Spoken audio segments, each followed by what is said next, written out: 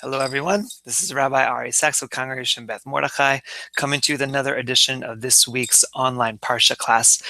This week we're learning Parshat Re'eh, which is the fourth Torah portion in the book of Deuteronomy, in the book of Devarim, we approach not just the beginning of the month of Elul, but with that, the approach of the high holiday season. And actually, this Shabbat is also Rosh Chodesh. Elul is the beginning of this month of Elul, in which we blow the shofar every single day to get ourselves spiritually prepared for the upcoming holiday season. This Torah portion, which we're not going to talk about the first part, we're only going to talk about the second triennial, which is what we're doing this year, has a lot to do with the ways in which Israel separates itself from the other nations, whether that's in terms of the food that it eats. It actually gives a listing of all the different kinds of animals that, or especially these kinds of birds that the Israelites are able to eat, from the kinds of sacrifices that the Israelites are able to give that are different from the other nations. God is letting them know that because of the faults of the other nations, that's why I'm giving you their land. And in fact, one of the faults that's even mentioned at the beginning of this week's triennial, towards the end of chapter 12, has to do with the fact that the other nations would, in their offering of sacrifices, as opposed to just being animals, they'd often offer their children as sacrifices, which harks back to the beginning of the Torah, in which God commands Abraham to offer his son as a sacrifice. And the fact that he was going to do so was more in line with the way in which all those other nations offer sacrifice. And so it doesn't seem to be that abnormal. But what made this different, what made God different, is that God said, this is not what I want. Thank you for bringing it, but that's not exactly what I want. Hello. Hello. This is How Rabbi are Sachs. you? Good. Gail, is that you? Hi, Gail. It's me. How are you? It's me. Oh, Welcome. good. Thank you. So I glad you figured could make I have some time. I thought I would come and join you. Wonderful, wonderful. So what I'm actually talking about right now, I'm just kind of giving a bit of a brief recap regarding how this Torah portion of Parshat Re'eh deals a lot with the differences between the Israelites and other nations, both in terms of their sacrifice habits, their eating habits, and just their general ways of being. And in fact, there's also mentions about how that the Israelites should wipe out any nation, any city that is doing idolatry, because they would be tempting to the Israelites to change their gods. So we have all of that information regarding Israelites vis-a-vis other nations. But what about within the context of the Israelite nation themselves? What if there came differences of opinions, different ways of acting that have to do with the ways in which the Israelites themselves act? What if they had very different perspectives on how to be an Israelite, or eventually how to be a Jew? And that very famous phrase of, for every two Jews, you get three opinions. What do we do with all that different kind of argumentation? Is that argumentation actually allowed, or is it not? And in fact, I think the answer to that is very interesting. But Gail, why don't we, if you'd like to share, what do you think offhand about, the Jewish tradition of argumentation? Does it make us stronger, or does it, to a certain degree, make us weaker because we can't agree on one path moving forward? We don't have a pope to kind of tell us to go in a certain kind of direction. What do you think? Well, I found that I think having arguments is worthwhile, but the type of arguments that the rabbis used to have were not just arguments for the sake of argument. Most of the time, the rabbis brought in proof of their particular argument, so that they weren't just spouting opinions, they had to back them up. Right. So that there has to be some kind of evidentiary support, you could say. Correct. Right. So I think that understanding how what makes a good argument versus what makes a bad argument, is something that's very important. Mm-hmm. But I want to push you on that. What if you can legitimately argue two different sides of the issue, very opposing sides, For instance, and this is kind of the title of this week's class, chicken is considered to be meat according to vast rabbinic tradition. But within rabbinic tradition, there's also a strain that says chicken is not meat. And that's very important because it means that you can have chicken parmesan. So to what degree if the support is there, how do we make a choice as to which way that we actually go forward? Well, I believe that the concept of marit ayin has to come in, maybe, or that you might think that it's like a slippery slope. That if you eat chicken, then you can eat veal because, Right. or the something else that looks sort of white. Right. Some other white meat kind of thing. Exactly. So, as opposed to the other white meat. Exactly, which we'll never be able to eat. Exactly. So I actually want you to hold that point about marit ayin, because we're gonna deal with it in a certain kind of a way. We're going to deal with it in a certain kind of a way. But for right now, I want to actually focus on one verse in our Torah portion that has to do with this concept of what do you do if you have two different kind of opinions within regards to the people of Israel, and how do you make certain choices? And the first thing we're going to do is actually look at what your point, Gail, is in terms of understanding what makes a good argument or not. So if you have a look on your screen, we're going to look at sefaria.org, or if you like, you can also open up your own Tanakh. We're going to look only at one verse. Banim atem ladonai Elohechem. You are the children of the Lord your God.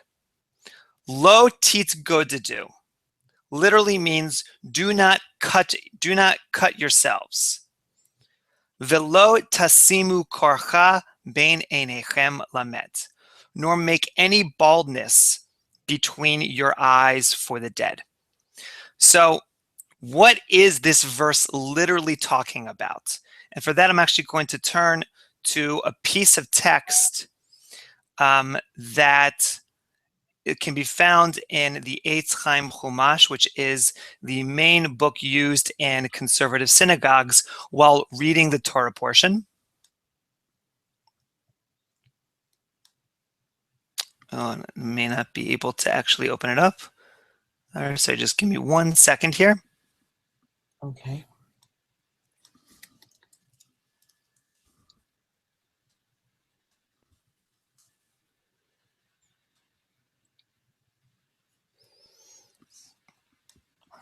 Okay.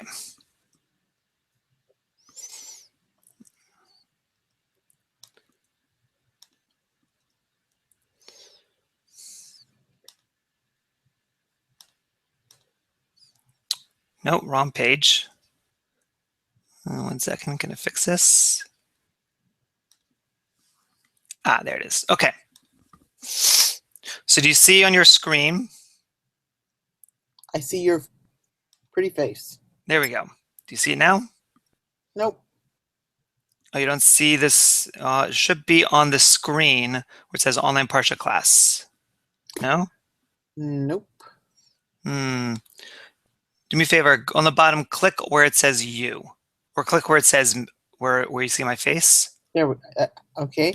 Here's your face. Ah, there we go. There you go. Okay. Beautiful. So here here's the teaching from the Eitz Chaim Chumash on this phrase of shaving the front of your heads. What is this actually talking about? Specifically, also around the word cutting of making a gash upon yourself. The Hebrew phrase refers to any form of removing hair, cutting and plucking, as well as shaving. Gashing the flesh until the blood runs and removing hair are known as mourning rites the world over, and were practiced by Israel's neighbors and by some Israelites. Scholars think that these acts were believed to have an effect on the ghost of the dead person, either as offerings of blood and hair to strengthen the ghost in the netherworld, or to assuage the ghost's jealousy of the living by showing it how grief-stricken they are. These rites could also be acts of self-punishment, expressing feelings of guilt which are often experienced by survivors after a death. Now, the reason this is so critical, I think, is because, number one, it fits with the context in which we're talking about. Remember, Parshat Re'eh has a lot to do with the differences between the Israelites and the other nations. So this act of cutting yourself is specifically regarding the mourning rites that were done by the peoples in that period of time. So it seems from the context that this is following what Parshat Re'eh is actually talking about. But in the Gemara, there's actually a very interesting debate upon the key phrase used in this verse, which is lo tit godedu. So again, if you're going to turn for a moment back into either Safari.org on the screen or in your own Chuma or your own Bibles, to Deuteronomy chapter 14, verse 1, you have this phrase, lo tit godedu. Literally, it means that do not cut yourselves or do not gash yourselves. But in the Gemara, particularly in Masechet Yevamot, Daf Yod Gimel Amud Bet, or page 13b, it speaks about this phrase lo tit godedu and says it's a very interesting phrase. If you wanted to say that this is specifically regarding cutting yourself, then you would actually not say lo tit godedu, you would say lo tagodedu. You would say that would literally mean do not cut yourself. Because it actually says tit godedu, that extra tough, what it means is that there's two different meanings to this word coming from the same roots. Number one is that you should not actually cut yourselves, or you shall not cut yourself into factions. Meaning one is a literal cutting of yourself, and one is cutting of the people into different groupings. And then the other argument says, well, if you want to just talk about cutting yourself into other factions, then you would say this other version of that same phrase. And they said that the reason why it's written in this way is to actually just say that this one word contains two different meanings, two different pieces of Jewish law attached to it. One, the law of not cutting yourself in the same rites as you would, as mourning practices are of the other nations in the ancient Near East. And two, that you should not create factions among the people of Israel. And that's, I think, a very important point here. The important point here is that within the context of separating ourselves from other nations is creating unity within the context of Israel. And that, I think, actually, Gail, has a lot to do with what you said before about Marit Ayin, in the sense that whatever reason we can have, and we can think of a variety of different reasons, that you want to have unity among the people in regards to what the decisions are made by the leaders. Meaning you don't want to separate yourselves and have these different sects, because Jewish history has shown in many ways that Jewish sects actually destroy one another. We are in the period of the 7 weeks after after Tisha B'Av, in which during Tisha B'Av it was said that one of the reasons why the Jews were destroyed is because you had all these different factions fighting one another. And so there's a desire among the rabbis to say that we don't want to have factions. Do you have any thoughts or comments on that? Well, obviously, the rabbis wanted us to present the united front to the other nations. I mean, what I've read is that, for example, if there's some sort of a machloket in the Talmud, both sides are presented. Mm-hmm. So they're given the respect that there are two sides, and then it's often said that this one is the one that we're going to follow. Right. But that this is the rule. There was nothing else. This was decided behind closed doors. This way, you know what people were talking about. People were, one of the opinions was this. One of the opinions was this. Sometimes it says that we won't have we won't have a cut and dry decision until the Messiah comes. So Right. Right. So we can have both sort of sets in which, we don't end up making a decision. It's like, yeah, you could do either, or you come up with the one that's right. Interestingly enough, the section of the Talmud in which this piece was taken about Lo Titgodedu actually has to do with an interesting piece I never really knew about when to read the Megillah. And particularly, they're talking about the different opinions between Hillel and Shammai, Beit Hillel, Beit Shammai, the two really schools of thought around the turn of the Common Era. And there is one opinion that actually you can read the Megillah beginning from I think it's the 12th of Adar to the 15th of Adar. Over the course of 4 different days, you can read the Megillah and actually fulfill your obligation. And so the issue of Lo Titgodedu, of not creating factions, has to do with, well, let's say you say in this area, and let's say in New Jersey, you're reading it all on Tuesday, and then on Indiana, you're reading it all on Wednesday, and then in California, you're reading it all on Thursday. You're creating all these different ways of reading the Megillah, doing it at different times. So how can that exist? And that's why they come into this conversation about not creating factions. And in fact,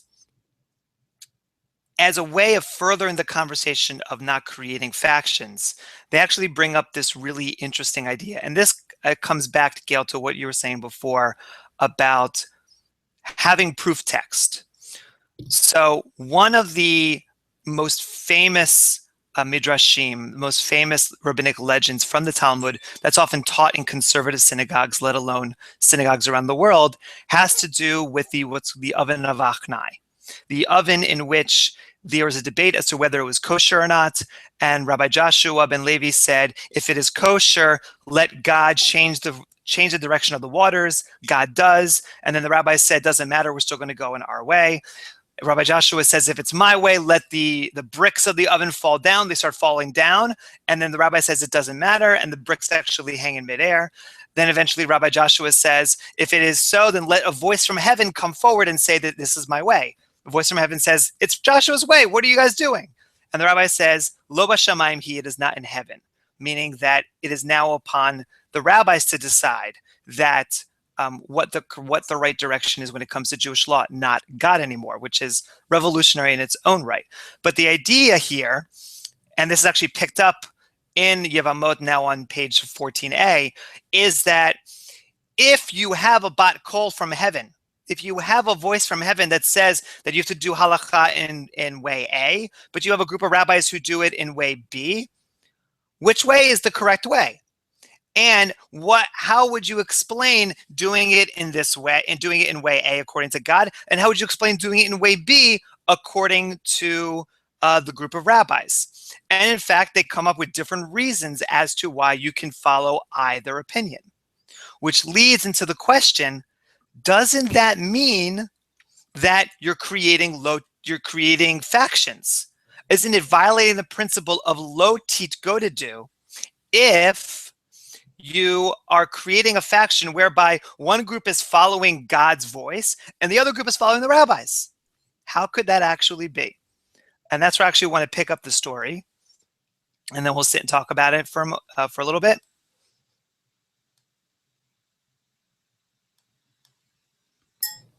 Do you see it on your screen? It's the same, it's a Microsoft Word document. Do you see that? Yep.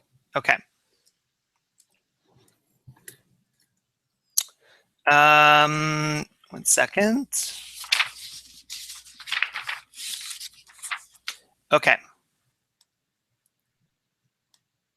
So now I'm going to try to read both in the Hebrew and in the English. Missing one phrase. Oh, it's not there. Okay. Man da'amar ta'asu. Now it's to the other who maintains that they did act according to their views, i.e., what about the side who says, despite what God says, we're going to keep doing it in our way? Lo titgodedu, isn't this principle of not creating factions, doesn't this apply? Shouldn't they follow God's ways? Lo kan karinan asu. Oh, okay, this actually might be a problem.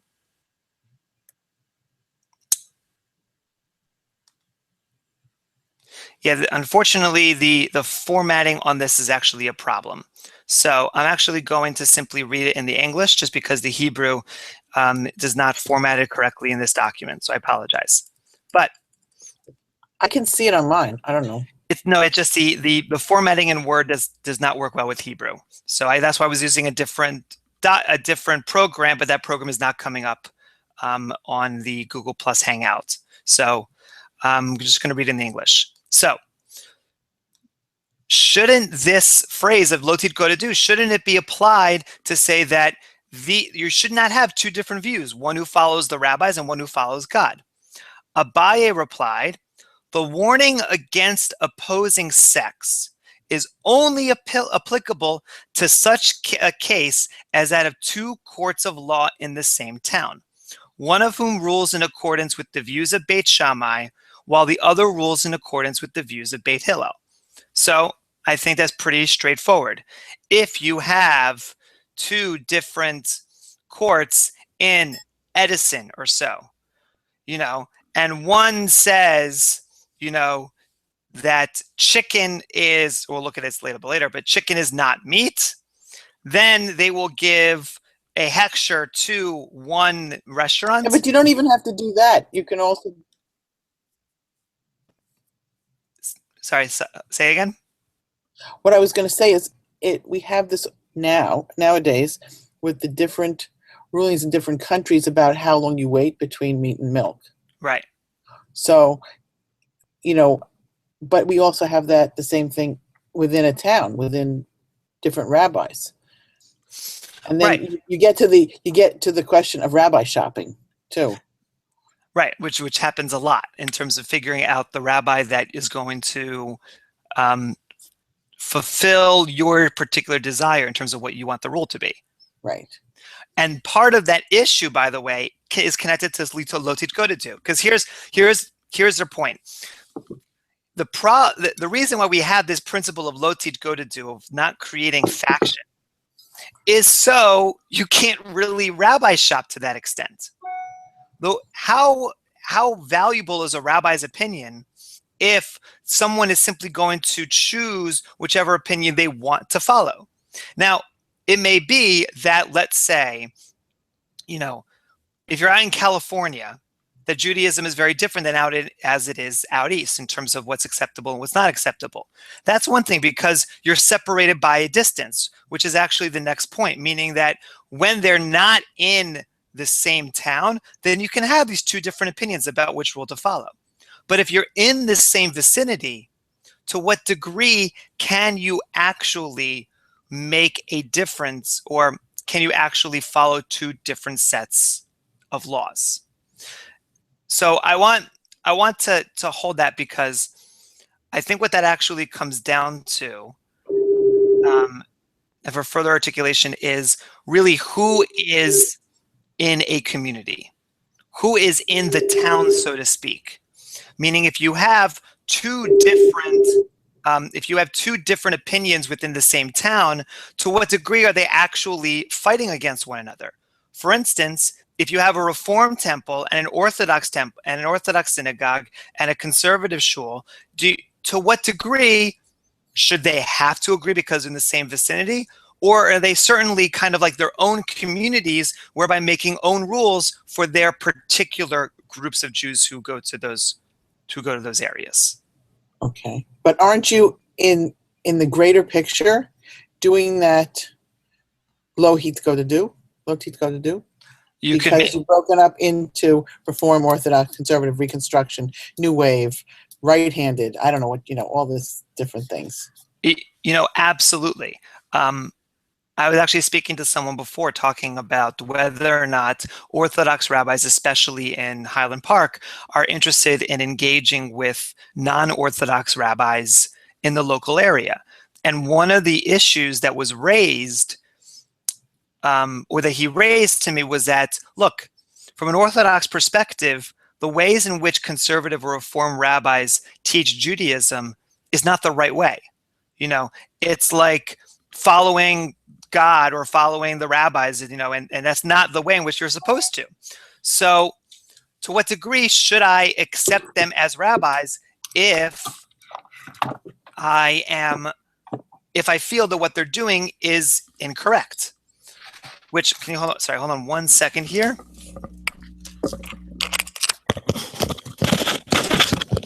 Okay, there we go. So, and you can make an argument either way. On one hand, it is following the principle of lo titkodedu because it's not trying to create those factions. It's saying, oh, we want one way. On the other hand, not being amenable to the different perspectives of how Judaism is practiced is inherently creating those different factions. So you can create, you can create factions both by hearkening very strictly to the law, and you can also create factions by accepting a variety of different kinds of opinions. Does that make sense? Yeah. So, but then there, the text actually makes, the Gemara makes a very interesting distinction, or it follows this People a little bit further. Comfortable wherever they are. Pardon me? Sorry, can you say it again? I think that's why, for example, in a place like Day, you might find 10 or 20 blach, you know, and people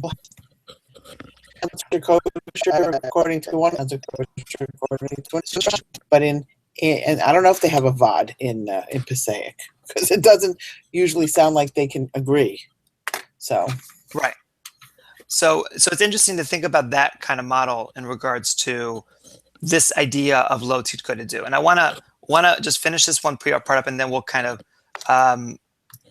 be able to see all different angles of this conversation. So you have, all right, so I'm just going to continue reading here. In the case, however, of two courts of law in two different towns, the difference in practice does not matter. Kind of what we were saying before about, you know, if you have one in New York and one in California, they have very different ways of doing Judaism, and that's totally fine. Said Rabbah to him, surely the case of Beit Shammai and Beit Hillel is like that of two courts of law in the same town. We're not talking about it being so far away. We're talking about it being in the same town. The fact, however, is, said Rabbah, that the warning against opposing sex is only applicable to such a case as that of one court of law in the same town, half of which rule in accordance with the views of Beit Shammai, while the other half rule in accordance with the views of Beit Hillel. In the case, however, of two courts of law in the same town, the difference of practice does not matter. Now, I was trying to understand what it meant here by like two different courts, by a split decision of the courts in the same town. So here's my thinking as to what it means right now. You have these different, let's say, factions of Reform, Conservative, and Orthodox. On one hand, you could say by the fact that you have these different factions, it is breaking the principle of lo titkodedu. But you could also make an argument, and I think this is part of the argument that the Orthodox rabbis are kind of making from Highland Park, that to a certain degree, they're totally separate communities in regards to the kind of Judaism that they're actually practicing. What the text of lo titkodedu is saying is that you can have these very different communities in the same area. That is like having Beit Hillel and Beit Shammai and having their own, you know, shtiblach according to Beit Hillel, own shtiblach according to Beit Shammai. You're able to have those different groupings in the same town. But the issue is if you have a difference of opinion when it comes to within Beit Hillel and within Beit Shammai. For instance, if you have two different conservative synagogues in the same area, and they rule differently in matters of halakha or matters of ritual practice, or you have two different Reform synagogues who differ, or two different Orthodox synagogues that differ, that to a certain degree, I think that would be a more modern version of the issue of lo titkodedu. And that actually is something very personal for me because this past spring we had an event in which we allowed a non-kosher caterer to be able to bring in the food that was considered to be kosher within a certain degree. And there was a debate as to whether or not we should be allowing to have it. And I wrote a journal entry about my decision to allow us to be able to have it. But one of the challenges I found with it is that this is not the standard of most conservative synagogues to bringing food like that in. And whether or not, and as I was thinking about it back then, but now knowing what I'm reading right now, I think there is an element of that lo teach go to do factor within that decision. And whether or not a decision of one conservative synagogue to allow non-kosher food within a synagogue, to allow kosher food from a non-hechsher place in a synagogue, while another conservative synagogue nearby does not, could be creating those kinds of factions. And so I wanna hold that and to be thinking about that as we conclude the selection, in which it specifically talks about the issue of eating chicken with milk. Come in here in the place of Rabbi Eliezer.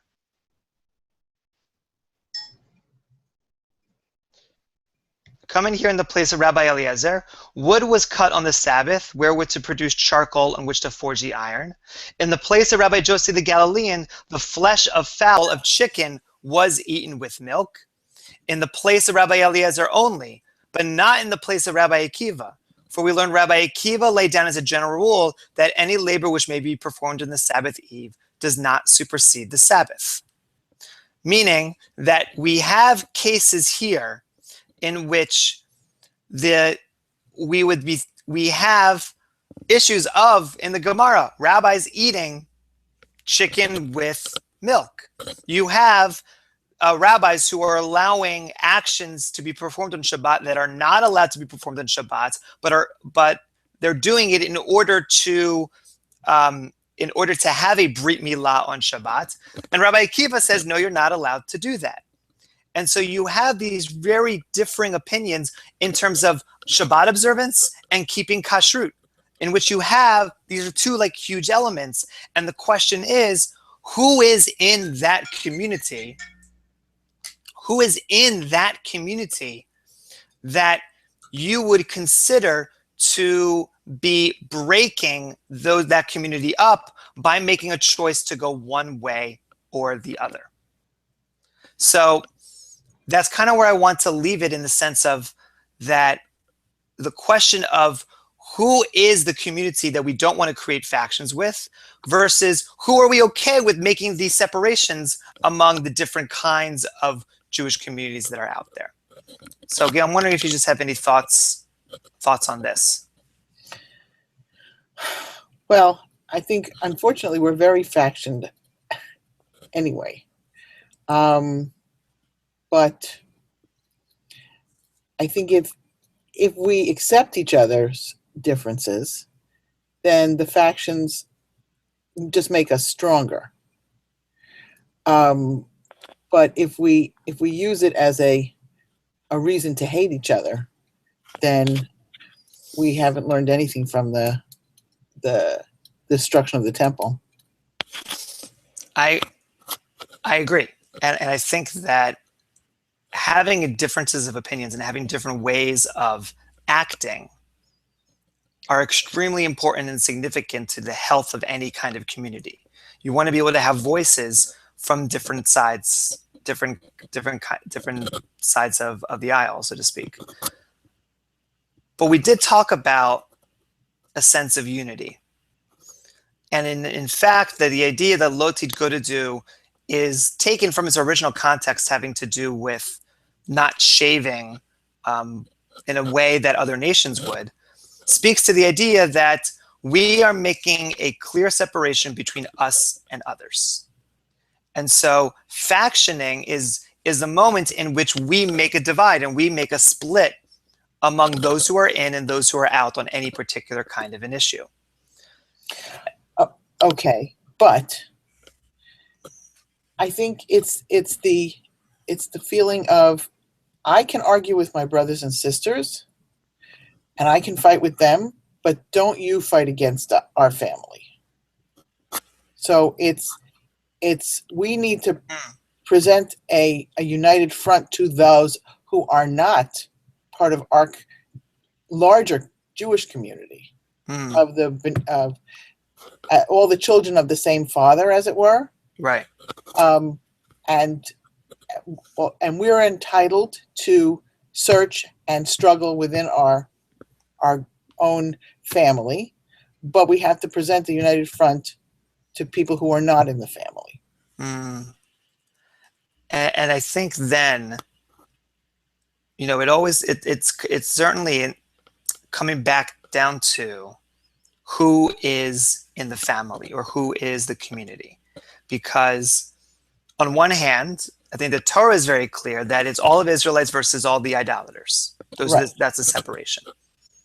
But as we've been talking about it from a more modern perspective, especially thinking about the different ways in which the rabbis agreed versus disagreed, it had to do within the context of Jewish life, that you have these different opinions, and that we shouldn't, and even the debate as to whether or not there are factions created by a split within the town versus within a court has to do with that idea.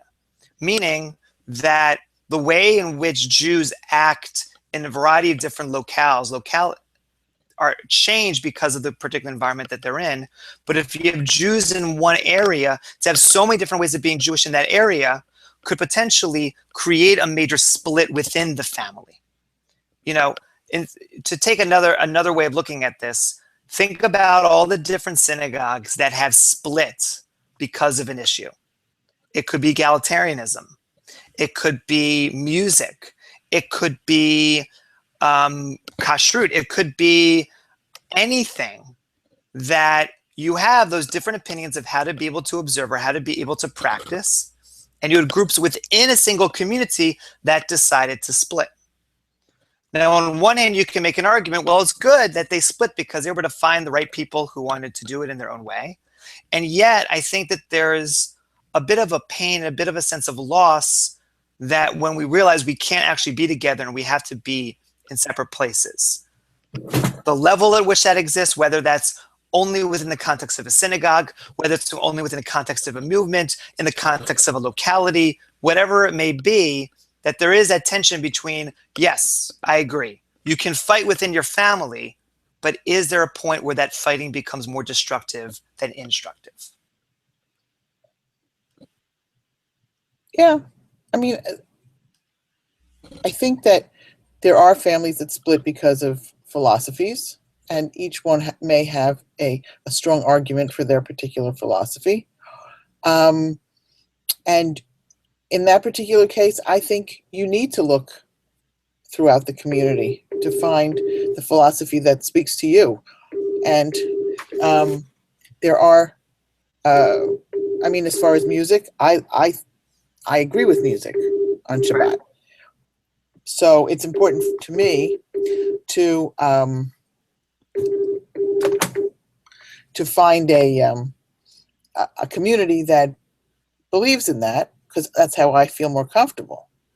Now, the thing is, it doesn't make me not want to go to other synagogues and not be part of the Jewish people as a whole. Right. But I mean, I don't know. I think there's a continuum, and you find your place in the continuum. But it's still, we're all in the same line. We just have to find our place in that line.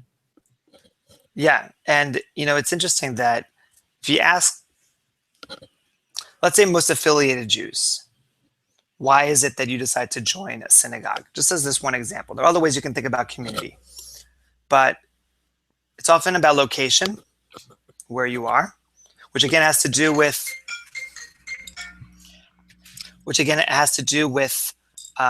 the sense of being in a place whereby you can have different options available and which one you're most comfortable with. Because if you have 3 shuls in the local area, then you can choose which one based upon certain criteria.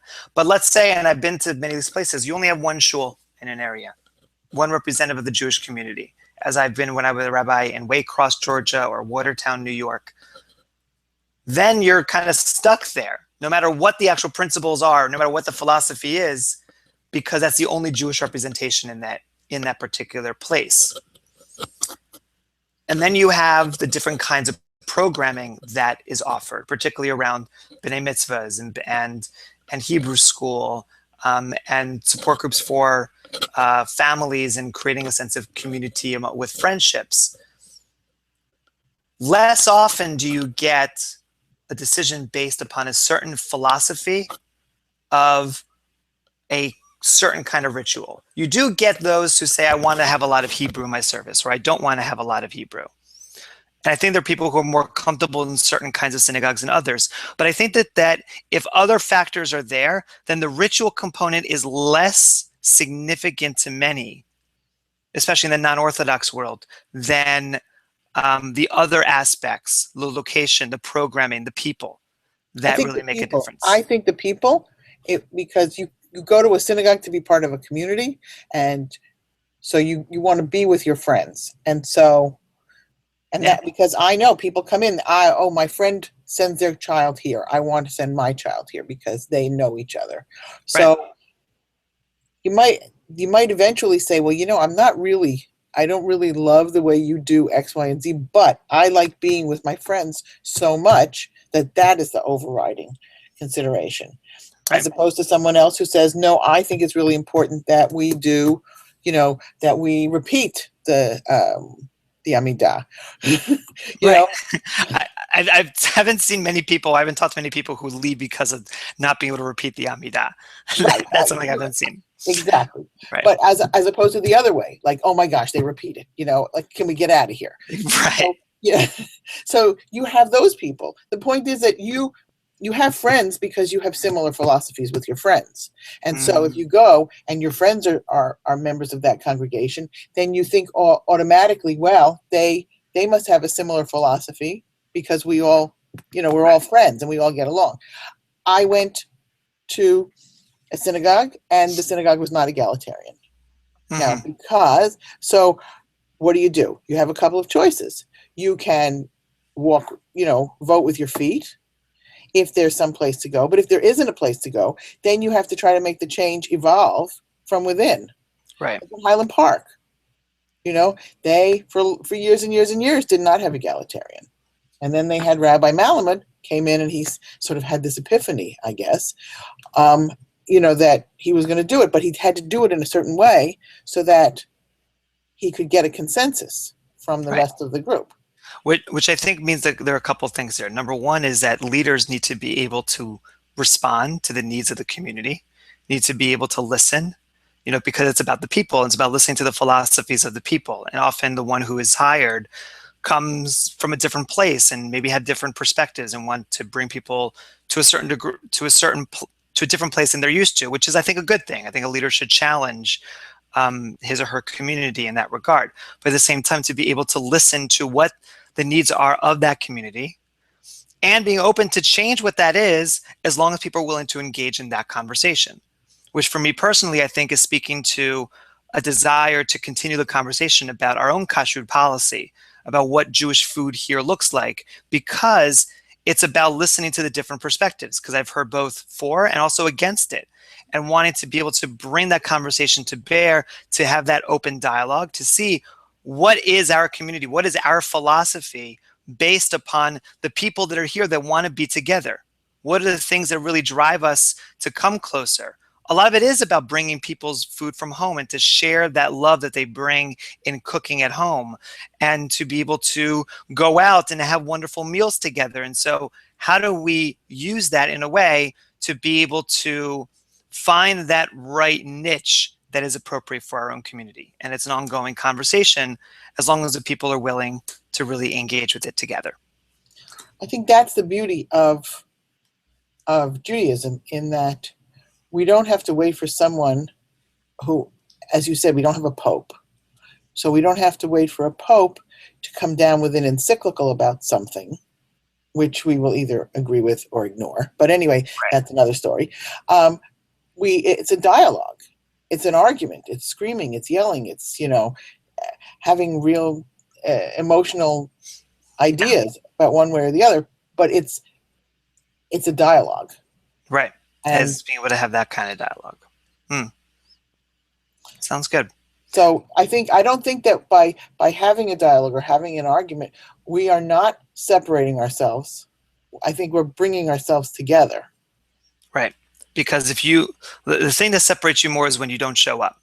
Mm-hmm. If you show up and willing to engage, it means you're not creating those factions. It means you're saying it's worthwhile for my opinion to be here, worthwhile for your opinion to be here. So let's make sure, as you said before, that both voices are heard. Exactly. All right. Well, thank you so much, Gail, for joining us, and take care of all those who are viewing, and have a Shabbat Shalom. Shabbat Shalom.